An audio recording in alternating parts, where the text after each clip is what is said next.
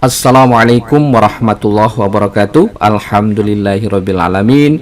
Asyhadu an la ilaha illallah wa asyhadu anna Muhammadar Rasulullah. Raditu billahi rabba wa bil islami dina wa bi Muhammadin nabiyya wa rasula. Rabbi shrah li sadri wa yassir li amri wahlul 'uqdatam min lisani yafqahu qawli. Halo, apa kabar semuanya? Semoga Anda semua selalu diberikan kesehatan dan rezeki yang barokah dari Allah Subhanahu wa taala.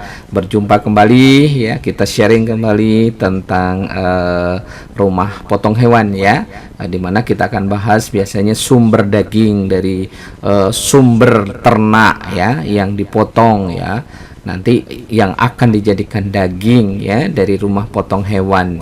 Nah, kita akan bahas ya terutama hewan besar atau ternak besar. Nah, hewan besar dan maknanya bagi petani khususnya sapi dan kerbau ini tidak semata-mata sebagai penghasil daging loh, tetapi juga bagi petani dipandang sebagai ternak kerja yang digunakan biasanya membajak sawah dan keperluan lainnya ya, dan juga penghasil pupuk serta sebagai harta tabungan dan kebanggaan. Ini sangat strategis bagi petani kita ya.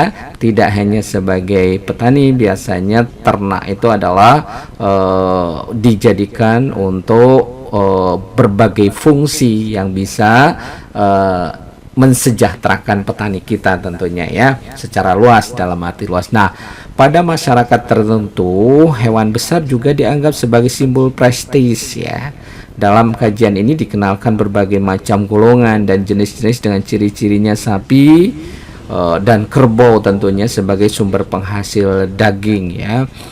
Nah, ini salah satu contoh misalnya di Madura ya, sapi karapan atau sapi sonok itu adalah lambang prestise dan harganya luar biasa mahalnya. Kemudian di Sulawesi, di daerah Toraja ya, kerbau belang misalnya, harganya itu juga luar biasa dan bahkan kalau kita pikir bisa melebihi harga mobil. Nah, yang seperti ini memang harus dilestarikan karena nanti akan mendukung bagaimana seleksi dan pemuliaan ternak ya, dan biasanya terpelihara. Kalau daerah-daerah itu mengaitkan dengan budaya, biasanya peternakan di sana akan berkembang dengan baik ya. Ini masih banyak juga di tempat-tempat yang lain ya.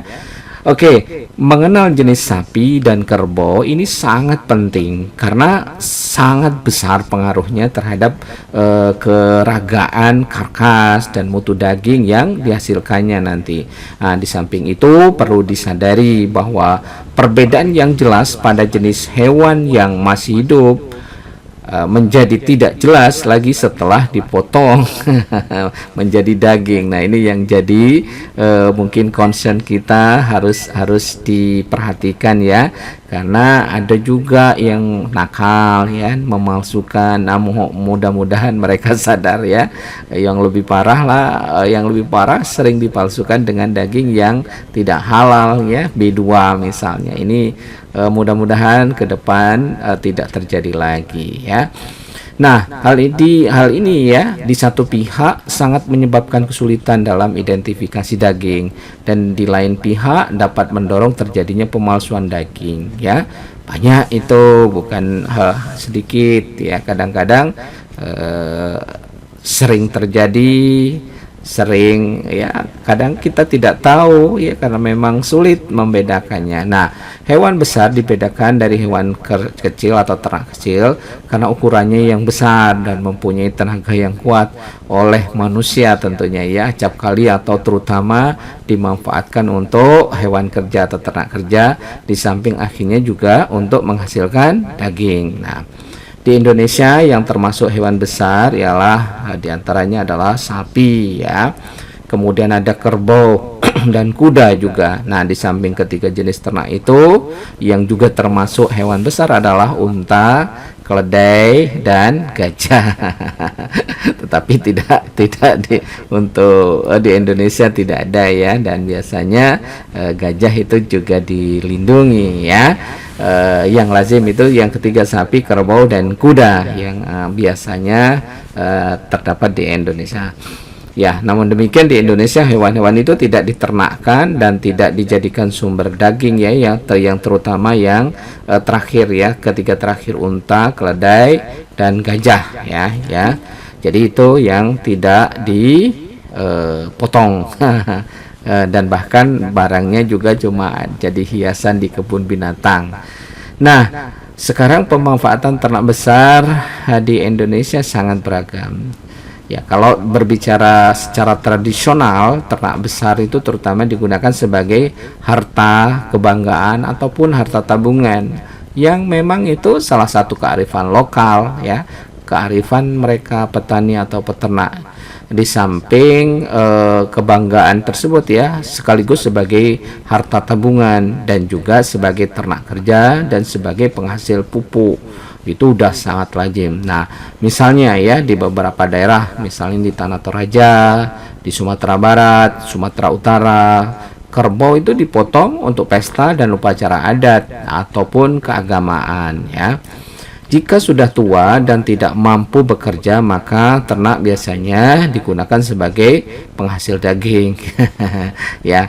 Namun ya, sekarang dengan perkembangan ekonomi dan kehidupan masyarakat di Indonesia, ternak sapi juga telah menjadi sumber daging yang bermutu yang bisa diandalkan. Nah, daging hewan besar berasal dari ternak besar, yaitu sapi, kerbau, dan untuk daerah tertentu Nusa Tenggara Timur dan Tapanuli termasuk juga yang dipotong itu adalah kuda ya. Sejak lama ternak besar itu terutama sapi dan kerbau telah menjadi sumber utama penyediaan bahan pangan daging ya, sebagai suplai biasanya untuk rumah potong hewan. Nah ya, di antara ketiga jenis ternak besar itu di Indonesia, ternak sapi menduduki urutan yang teratas dari segi populasinya ya. Kemudian penyebaran di daerah ya, volume produksi daging maupun dari segi nilai ekonomi dan mutu dagingnya. Setelah itu jumlah rasnya pun banyak. Nah, di samping dikenal beberapa ras sapi lokal, juga terdapat beberapa sapi impor atau peranakan sapi asal dari luar negeri yang sudah dibudidayakan. Nah, dikenal ada 4 ras sapi lokal yang sering kita temui ya, mulai dari sapi Bali, sapi Madura, sapi Aceh, dan sapi Unggul. Termasuk di situ adalah peranakan unggul yang banyak kita temui. Ya, dalam sapi peranakan termasuk ke dalamnya tadi ya, ada sapi Brahman ya, peranakan, dan sapi perah peranakan juga yang sering dibudidaya oleh petani peternak di Indonesia.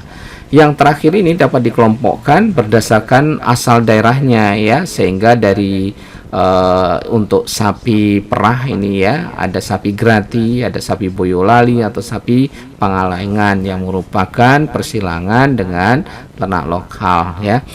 Kemudian pada sapi impor terdapat golongan sapi impor bibit untuk memuliakan, mengupgrade ya, upgrading dari sapi-sapi lokal kita, sehingga keragaan ya, penampilan, performance ya sapi lokal dan golongan sapi impor pedaging untuk menyediakan kekurangan bahan pangan daging yang bermutu tinggi. Nah, sekarang sudah banyak yang diimpor ya.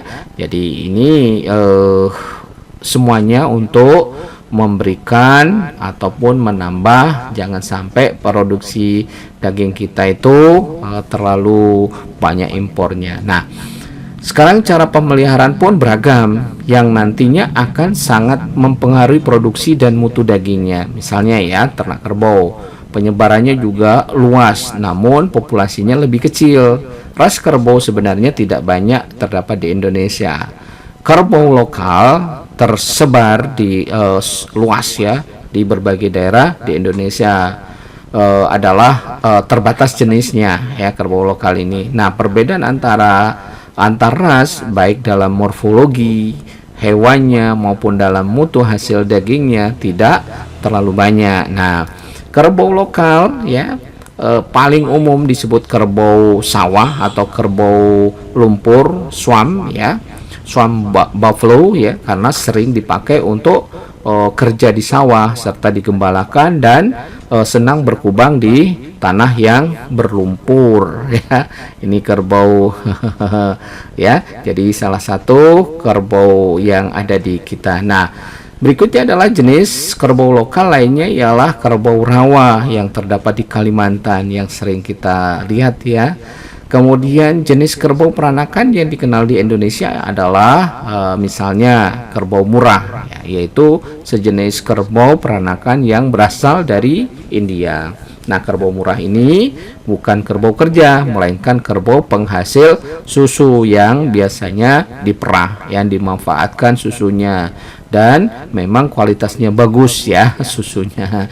Kemudian penyebaran masih terbatas, terutama di sekitar Medan yang memang dulu para pekerja didatangkan dari India, dari Kalingga ya, dan umumnya diternakkan oleh warga keturunan India untuk diambil produksi susunya ya di Medan sana. Kemudian populasi kerbau jenis ini tidaklah banyak, tetapi ia sudah dapat beradaptasi baik dengan iklim Indonesia. Jadi memang karena sudah prosesnya lama ya, dia sudah beradaptasi di lingkungan di Indonesia tentunya dengan berbagai kelebihan dan kekurangannya. Nah, kemudian bentuk tubuhnya tinggi besar biasanya karena juga digunakan untuk bisa mengupgrade atau sebagai media untuk pemulihan ternak kerbau lokal ya. Kemudian kerbau menjadi sumber daging hewan besar nomor 2 ya setelah sapi ya. Jadi itu kondisi bagaimana kalau kita urut ya, memang yang utama sumber daging itu adalah sapi, yang kedua itu kerbau, sedangkan yang ketiga nih ya kuda. Kuda penyebarannya tidak luas, kemudian diternakkan di beberapa daerah seperti di Nusa Tenggara, Sumatera Utara, Sumatera Barat, dan beberapa tempat di Jawa. Nah, kuda umumnya digunakan sebagai hewan kerja atau kuda beban ya. Di samping ada juga untuk delman dan lain-lain ya untuk transportasi.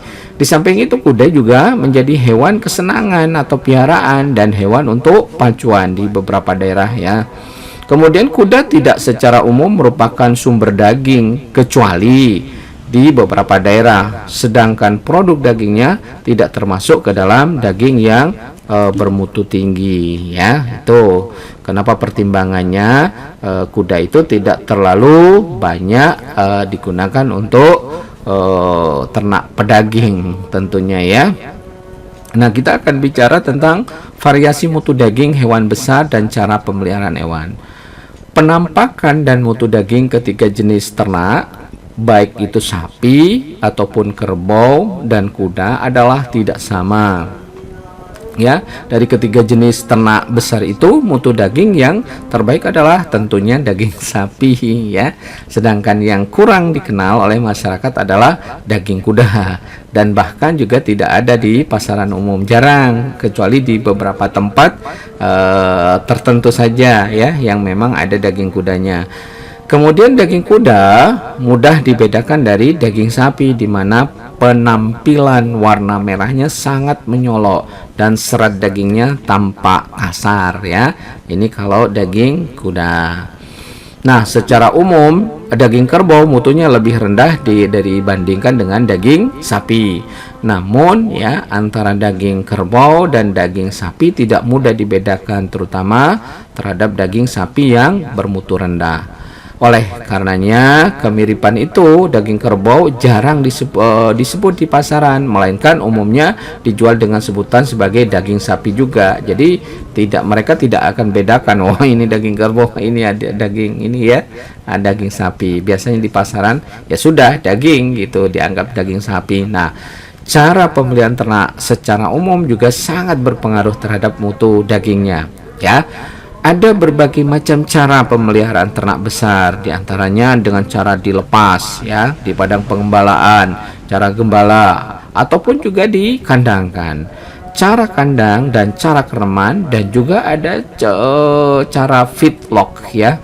Nah, cara lepas yang juga disebut dengan cara diliarkan, digembalakan, terapkan terhadap kerbau dan kuda dalam jumlah banyak, misalnya di daerah Nusa Tenggara itu banyak dilakukan ya. Kemudian ternak yang dipelihara secara lepas jarang digunakan sebagai hewan kerja dan pakannya hanya mengandalkan dari rumput dan pengembalaan. Mutu daging dari ternak demikian tergolong bermutu sedang ya, tidak bagus-bagus amat. Kemudian cara gembala dan dikandangkan biasanya diterapkan untuk pemeliharaan ternak dalam jumlah kecil misalnya ya, di mana pakannya hanya rumput dari penggembalaan tersebut. Kemudian hewan yang dipelihara dengan cara ini kadang-kadang digunakan untuk kerja dan pada waktu tertentu juga dikandangkan. Mutu daging dari ternak demikian umumnya termasuk bermutu sedang. Kemudian cara kandang ya umumnya diterapkan untuk hewan kerja, pakannya terdiri dari campuran rumput, konsentrat dan bahan lainnya ya. Memang disengaja demikian ya, karena memang untuk ternaknya untuk kerja. Nah, biasanya hewan dipelihara sampai umurnya tua dan dipotong jika sudah tidak produktif lagi. Nah, ini yang jadi kendala nantinya. Maka mutu daging dari hewan yang demikian tergolong bermutu rendah karena memang ternaknya sudah tua. Ya. Kemudian cara kereman yaitu dikandangkan dengan cara pemberian konsentrat lebih banyak ya. Nah, cara ini mulanya diterapkan terhadap sapi atau kerbau tua yang tidak produktif lagi. Namun ya, cara dapat digemukkan untuk dijual sebagai hewan potong. Nah, biasanya yang seperti ini ada juga komunitasnya yang sengaja memang menggemukkan fattening ya, digemukkan menjelang Idul Kurban ya, hari raya kurban. Nah, mutu daging dari hewan demikian bervariasi tergantung pada kondisi hewan, umurnya, dan pemberian pakannya.